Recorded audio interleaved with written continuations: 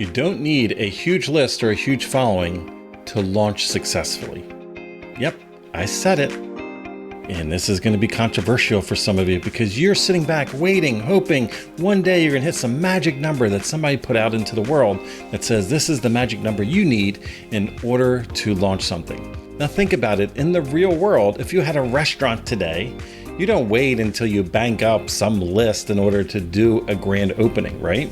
Now, what you did do, though, is you're going to create excitement. You're going to create anticipation. You're going to get the word out. You're going to tell your friends, family members, coworkers. You're going to tell the world. You're going to do ads and advertising, and you're going to do specials. You're going to put out the flags, on the highway to get people in the door.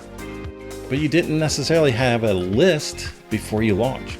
And actually, in Melissa and I's world, we find that launching is one of the number one ways to build our list, where we can actually make money as we are building the list. So on your end, are you waiting for you to have some perfect imaginary number before you launch? Sure, we can't promote and put out to an empty room. We do need to do something and put it out into the world.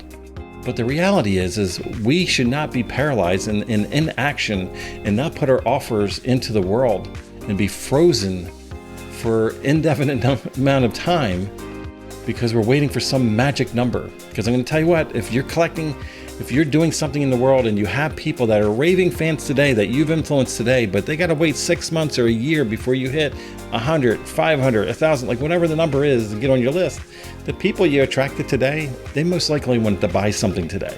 And by a year from now, when they're part of your bigger list, they probably already bought their solution that they needed. They probably don't need it from you anymore. So we need to be careful.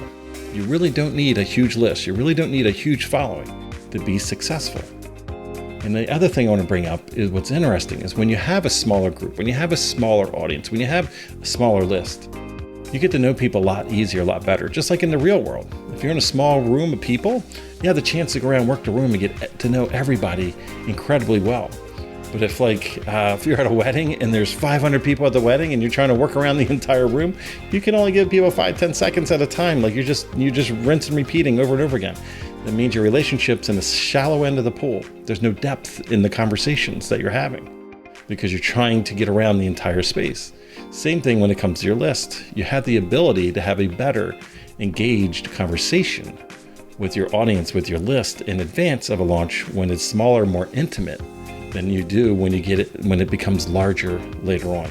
So don't allow the list size to impact you saying yes and stepping forward to launching.